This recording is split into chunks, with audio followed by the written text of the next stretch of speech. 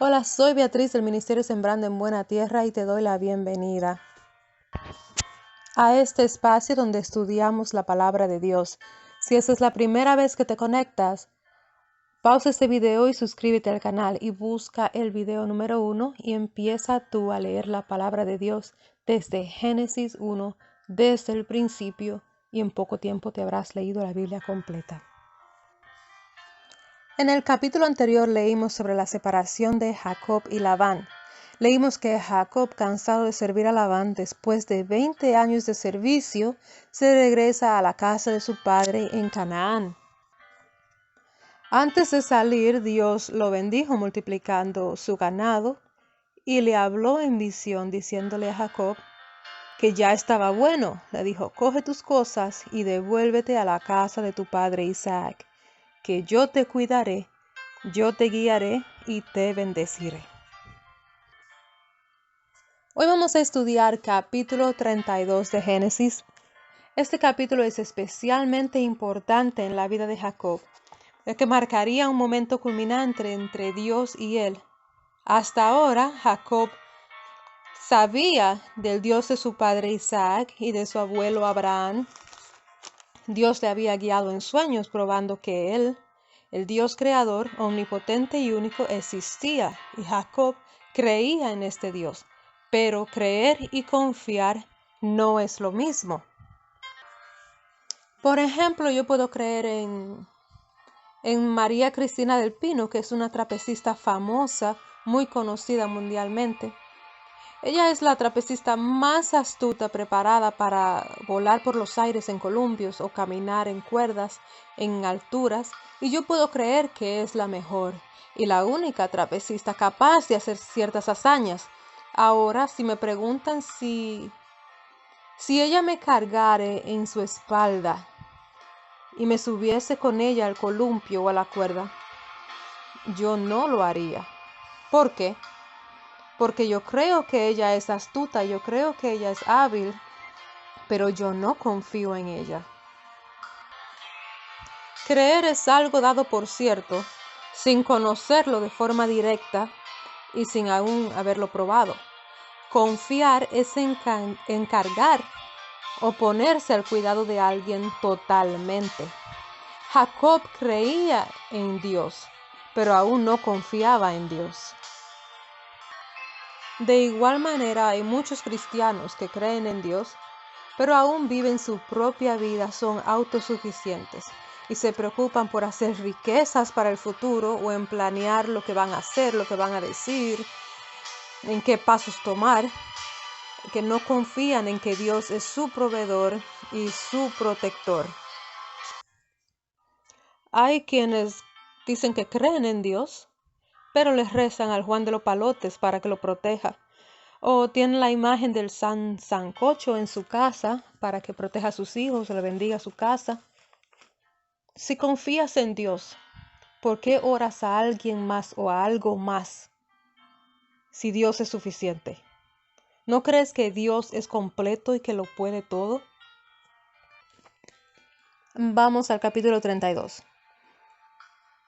Jacob siguió su camino y le salieron al encuentro ángeles de Dios. Jacob salió siguiendo instrucciones de Dios. Aquí vemos que cuando Dios nos da instrucciones y nos encarga algo por hacer, Él pone a nuestro servicio ángeles. Él no nos envía solo. Dios estaba comenzando a intervenir directamente en la vida de Jacob, que sería el siguiente patriarca del pueblo elegido. Versículo 2. Y dijo Jacob cuando los vio: campamento de Dios es este. Y llamó el nombre de aquel lugar Mahanaim. Y envió Jacob mensajeros delante de sí a Esaú su hermano, a la tierra de Seir, campo de Edom, y les mandó diciendo: así diréis a mi señor Esaú: así dice tu siervo Jacob: con Labán he morado y me he detenido hasta ahora, y tengo vacas, asnos, ovejas, y siervos y siervas. Y envío a decírtelo a mi señor, para hallar gracia ante tus ojos. Ahora vemos una actitud diferente al Jacob que conocimos al principio.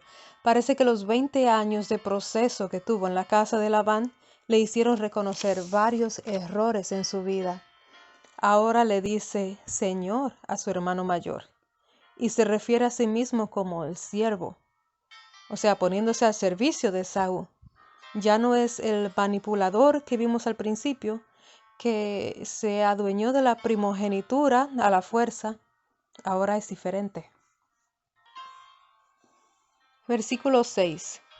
Y los mensajeros volvieron a Jacob diciendo: Vinimos a tu hermano Esaú, y él también viene a recibirte, y 400 hombres con él.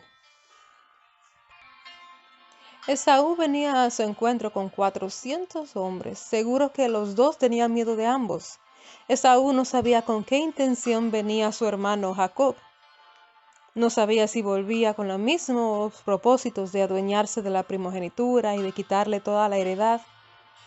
Ni tampoco Jacob sabía con qué intenciones venía Esaú, así que ambos se prepararon para lo que fuera. Versículo 7. Entonces Jacob tuvo gran temor y se angustió, y distribuyó el pueblo que tenía consigo, y las ovejas, y las vacas, y los camellos en 2 campamentos. Y dijo: Si viene Esaú contra un campamento y lo ataca, el otro campamento escapará. O sea, Jacob sigue siendo autosuficiente. Creía en Dios, pero no había confianza. Se valió de su astucia para proteger su familia y a su campamento. Versículo 9. Y dijo Jacob: Dios de mi padre Abraham y Dios de mi padre Isaac, que me dijiste: vuélvete a tu tierra y a tu parentela, y yo te daré bien.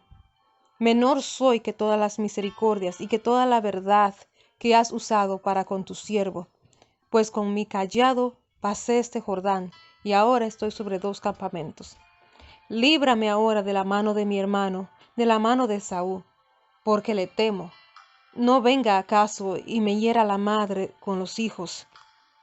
Y tú has dicho: yo te haré bien, y tu descendencia será como la arena del mar, que no se puede contar por la multitud. Vemos que Jacob apeló a Dios. Es la primera vez que lo oímos declarar y pedir misericordia. Y esto nos permite detectar de que hay un cambio en su vida y que poco a poco Dios va trabajando en él. Por primera vez reconoce que él es un pecador y se acerca a Dios, no confiando en su astucia, no tenía confianza en el plan de él. Él había separado los campamentos, pero no tenía confianza ahora en sí mismo, ni en sus planes, sino que ahora apela a Dios, al Dios de sus padres, apela por esas promesas, le pide misericordia. Y esa es la actitud que nosotros debemos adoptar. Debemos reconocer nuestros pecados y que sin Dios no vamos para ningún lado. Sin Dios hay que valerse del mundo y de sus gobiernos. Y con esta naturaleza no podemos presentarnos ante Dios, que es santo. Y la palabra dice que solo en santidad lo veremos. Y si hoy murieras, ¿estás en santidad para verle hoy? ¿O será Satanás quien te dará la bienvenida? Entonces aférrate a Jesús y solo a Jesús, pues es el único camino al Padre. Y esto no lo digo yo, escrito está. Sé que solamente hemos leído 31 capítulos de Génesis, pero la palabra no cambia. Lo que está diciendo aquí continúa con lo mismo. Solo Jesús es el camino al Padre, y solo en santidad verás al Padre. Y la santidad no se consigue después de muerto. La santidad se trabaja aquí en la tierra y se prepara aquí. Versículo 13. Y durmió allí aquella noche, y tomó de lo que vino a la mano un presente para su hermano Esaú: 200 cabras y 20 machos cabríos, y 200 ovejas y 20 carneros, 30 camellas paridas con sus crías, 40 vacas y 10 novillos, 20 asnas y 10 borricos.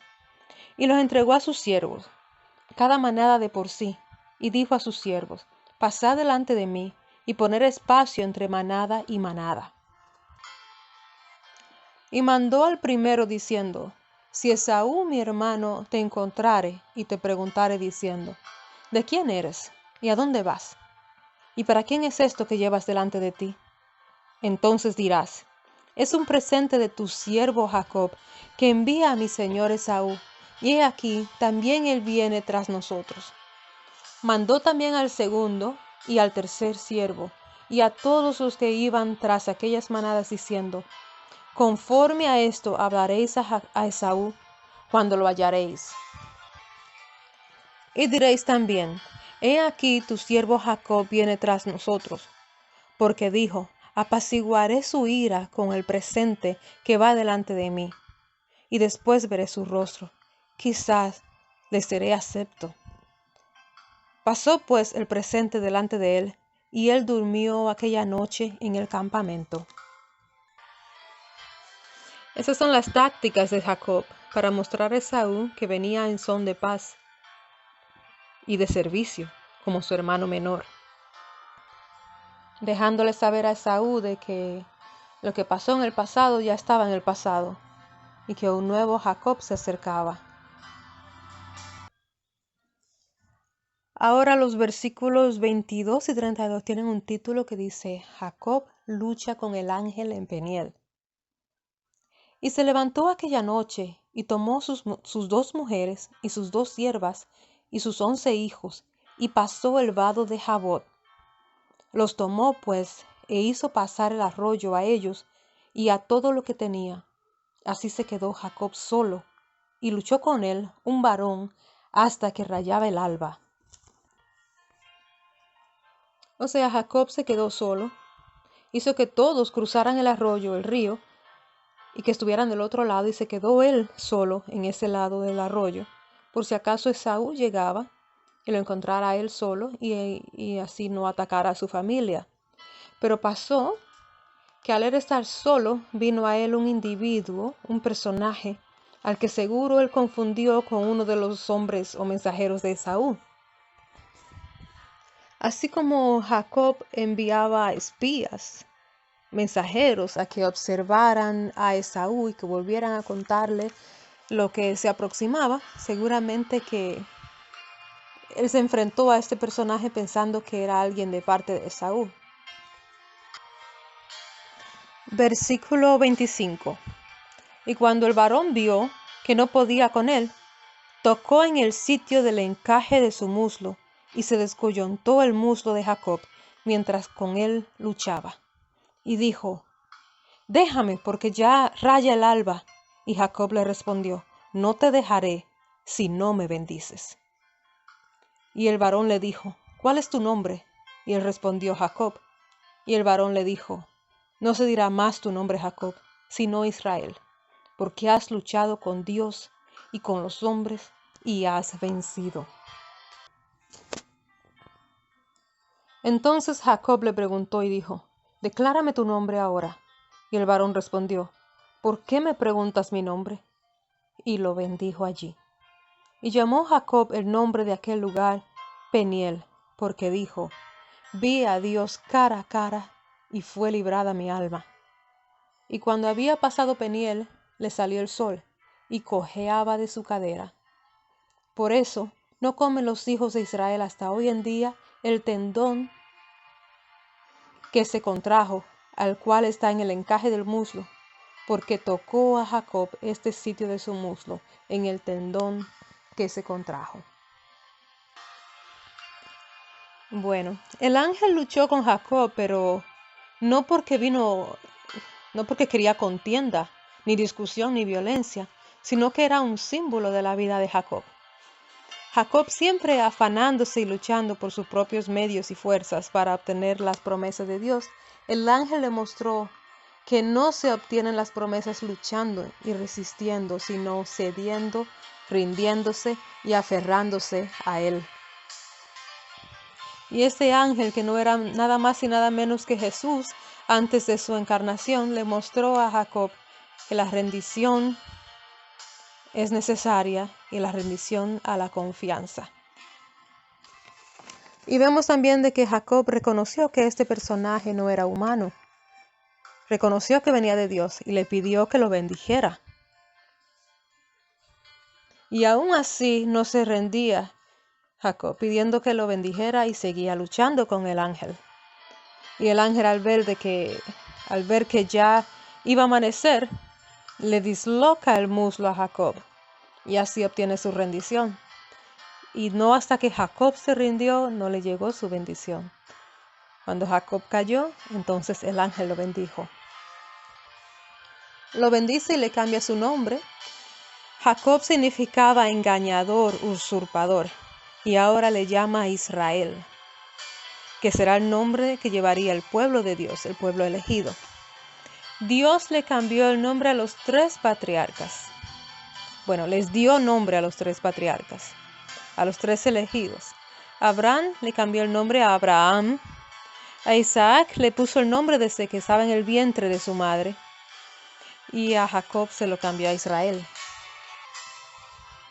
Y ahora Jacob, con un nuevo nombre, manifestaría un nuevo carácter y una naturaleza espiritual dependiente de Dios. Y es que esto siempre pasa cuando una persona conoce a Dios. Hay un cambio interior en él. Una persona no conoce a Dios si no confía en Él. Y lo veremos el cambio en Jacob ahora, de ahora en adelante. Y es que cuando Jesús entra en acción, es el Espíritu Santo quien guía tus gustos, tus acciones y decisiones, y hay un cambio radical en ti. Así que si antes no conocías a Dios y ahora le conoces, si ahora piensas que le conoces, pero no hay un cambio en ti y te sigue gustando lo mismo que antes y tienes los mismos gustos, pídele a Jesús un cambio radical. Pídele que te cambie el nombre. Ese cambio no nace de la fuerza humana. Uno no puede hacer ese cambio solo. Es como el que quiere perder peso y hace una dieta por 10 días. Cuando logra bajar unas cuantas libras, pierde el equilibrio y vuelve a comer lo mismo y vuelve y sube de peso. Pero eso no pasa con el que es cambiado por Dios. El que es cambiado por Dios permanece en el cambio, no vuelve atrás, porque ya no extraña el viejo hombre. Hay un cambio radical. Hay algo que te mantiene en el nuevo cambio. Y ese algo no viene de la naturaleza humana, viene de una naturaleza espiritual que es sobrenatural. Saca tu cuaderno, tu lápiz, y vamos con las preguntas de repaso. Número 1. ¿Por qué habían ángeles sirviéndole a Jacob alrededor de su campamento? 2. ¿Cómo se preparó Jacob para enfrentar a Esaú? 3. ¿Con qué propósito se le presentó este ángel a Jacob? 4. ¿Quién era ese ángel? 5. Después de luchar con el ángel, ¿qué cambios habían en Jacob? Lo que estudiaste hoy no te lo quedes para ti solo, compártelo con tu esposo, tu esposa, tus hijos, con todo aquel que te rodea, y comparte este mensaje para que otros también sean instruidos en la palabra de Dios. Como tarea, léete el capítulo 33 de Génesis. Contáctame si tienes preguntas, inquietudes o comentarios. Gracias por conectarte al Ministerio Sembrando en Buena Tierra. Hasta la próxima. La paz de Cristo sea contigo.